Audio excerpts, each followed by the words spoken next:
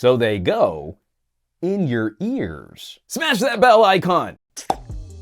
I mean, I love reviewing earbuds, but they're really hard to make look interesting. There have been few companies I've stumbled on that have been as pleasant a surprise to review as KZ. Super cheap earbuds that offer a tremendous bang for buck. Now, this company is difficult to keep track of. They have a shotgun approach to releasing new headphones. Their site is kind of a mess, and they pump out new product faster than they update their marketing materials. For example, the earbuds we're checking out today are not on kzacoustics.com. These mystery earbuds, the KZ ZS7. I gotta say, I'm getting a little burnt out on the superlatives to describe this bang for buck. Insane, crazy, damn son. 4 balanced arms and 1 dynamic driver per ear.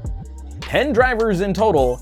That's a lot. I recently spent some time with the KZ AS10, which also had 5 drivers per ear, but they were all balanced armatures. Always worth repeating, and to oversimplify, balanced arms are smaller and better for highlighting specific frequency ranges. A little better at isolation, but they can also be kinda weak for lower frequencies. Dynamic drivers can cover a wider frequency range, are better for that low frequency, that bass, but performance improves when air gets through them, so not quite as good for isolation. Hybrid earbuds, using both, have become popular for covering the greatest range. Best of both worlds, producing a punchy and aggressive sound that's still tight and articulate. This much hardware, things can get a little wild. The ZS7 are really lively. It's a similar profile to the AS10, though to my ears there's less of a deep V cut out of the mids, and it's a little less bright in the highs.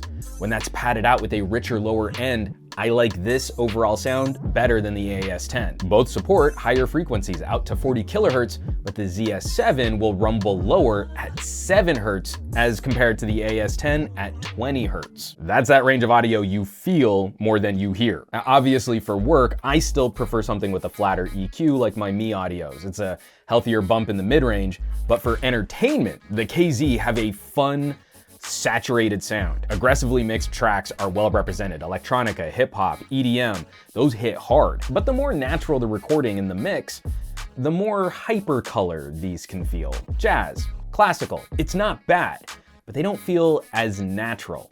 Thankfully, they're not as blink-inducing as some of the older multi-driver headphones I've reviewed in the past. And for inexpensive earbuds, we get respectable stereo separation. Now, the flip side, opposite the AS10, the ZS7 need a bit more juice. Their higher impedance, rated at 24 ohms, that's still in the range where most phones should be able to drive them pretty well. But this has been my favorite combination of hardware from KZ yet.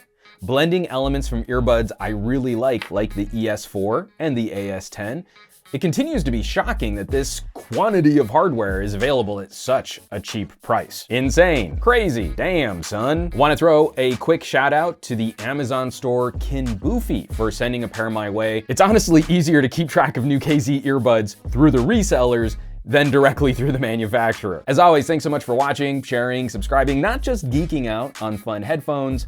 There are more conversations we need to have about hearing health and digital health in this modern age.